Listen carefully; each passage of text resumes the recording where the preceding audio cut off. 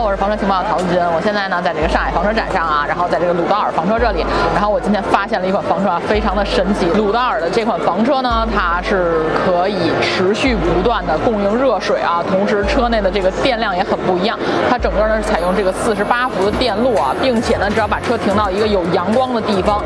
啊，它这太阳能板就可以持续为车内供电啊，然后空调可以持续打开，所以说呢完全可以打造一个这个水电无忧，然后非常舒适的户外露营的空间，就是我身后这款了。那么从外形方面呢，我们先带大家来简单看一下，稍后呢进入车内给大家详细讲解一下它的水电系统到底是怎么回事啊。这款啊鲁道尔刚刚发布的基于依维柯底盘打造的房车啊，它上方的这个箱体部分呢采用的全都是这个德国朗仕的这个玻璃钢箱体啊。这款车啊配有这个比较常见的飞雅马的这个遮阳棚，下方这里呢其实是打造了一个这个户外厨房的区域啊，包括带有这种啊燃气灶以及呢这个抽拉式抽屉啊，可以呢放一些调料罐啊，是呢还有啊这个外置出水口。后方这里呢是我们这个220伏的市电的输出口以及燃气的快接口啊。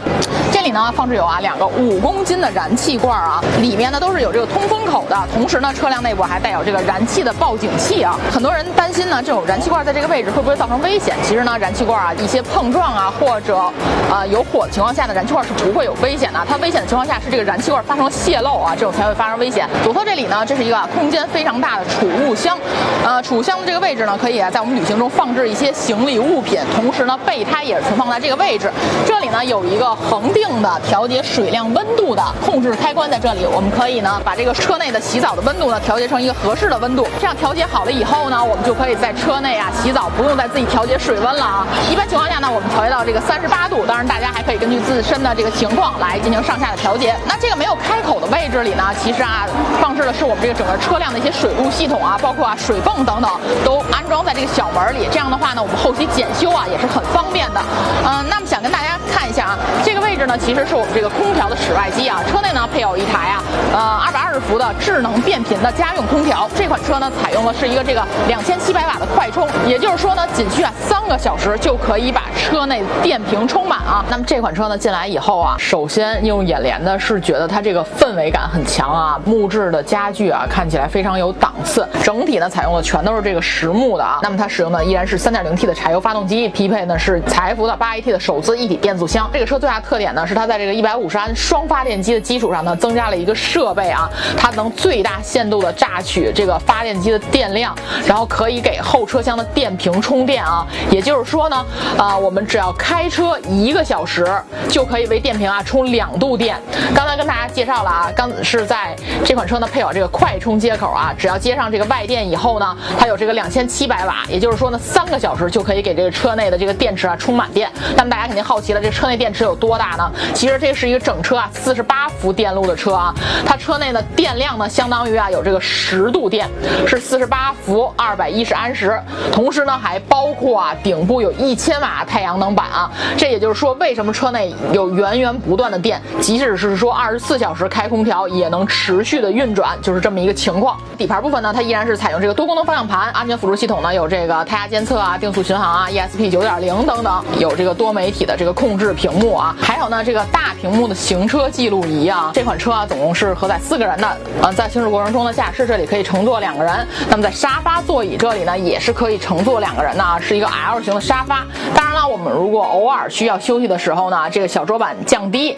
这里呢还可以啊变成一张这个小型的床铺。这里呢就是一台40寸的智能网络电视啊，可以通过这里呢丰富我们这个车辆内部的娱乐功能。同时当我们把这个电视放下来以后，大家可以看到上方这里啊，这是一张1.9米乘以1.2米的双人床铺啊，基本上呢是2个人也没有问题。而且呢，为了增加这个车辆通透感呢，上方啊还配有这种天窗，采用的是乳胶垫啊，非常的舒适。这款车呢，包括后尾窗采用的都是这种乳胶垫啊，它舒适性呢特别的好。我们来看一下车辆的这一侧，看这里，这上方呢是一个这个储物空间啊，这个储物空间还是挺大的，一个储物柜。然后下方这里呢是我们这款车的一个车载洗衣机了，这是一个220伏的洗衣机，有一个超级静音的智能变频家用空调就在这里。看起来是不是和其他的空调不太一样呢？我给大家试一下它的静音性吧。现在就打开了，可以看一下25度，设定25度。通过我这个收声器里啊，可以听到。我刚才在车里呢，大概坐了有这个10来分钟啊，真的超级静音。空调下方啊是一个音柱啊，可以呢和我们这个手机达到互联，通过这里直接就听歌了。这个呢就是一个触控的功能开关了。通过这里呢可以触控顶灯，然后可以呢观察这个水箱的水量。我们这款车呢，它在水路系统呢，它是这样的，总共有280升的水箱。那么呢，它有230升的水箱呢位于车外，50升的水箱呢位于车内。这样做的好处呢是冬天即使把车外的水箱放水以后呢，也不影响车内的用水啊。同时呢，我们这款车还配有80升的灰水箱啊。顶部这里整个这个饰板里面全部都是这个顶灯啊，它不是一个灯带。我给大家演示一下啊，我操作一下，我把这个关掉，看到吗？关掉以后呢，车内就瞬间暗下来了。这里呢是我们车厢内部的一个热水机啊，可以呢通过设定温度，直接呢就能得到自己想喝的温度的水啊。同时呢有6层的过滤系统啊，这样的话呢，即使是我们普通的自来水，经过6层过滤系统，再加上这个3M 的这个净水器，都是可以达到这个直饮水的效果啊。这样的话呢，就可以直接取水喝了。这款英德尔的双开门的冰箱呢，它是152升的双压缩机的一个冰箱。这是什么意思呢？就是说我们可以同时让车辆的上方是冷冻，也让车辆的下方是冷冻，也可以同时让车辆的上方冷藏，下方冷藏，或者说选择一个冷藏一个冷冻，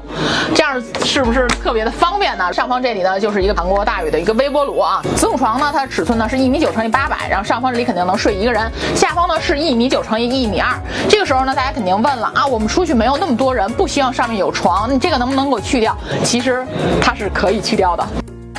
我们把它推上来，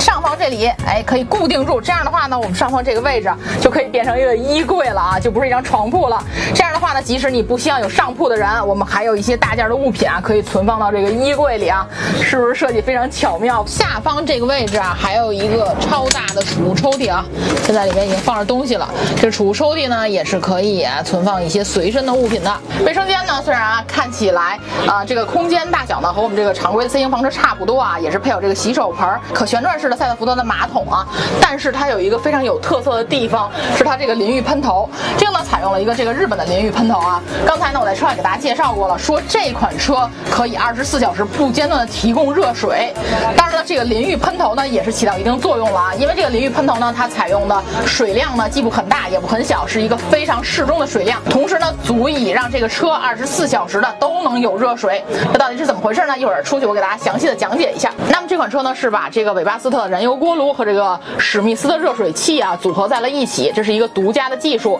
以实现呢可以不间断的为车辆内部提供热水。那么它的淋浴喷头刚才跟大家介绍是非常有特点的，其实呢是这个厂家在出厂之前呢特意找专人进行了测试的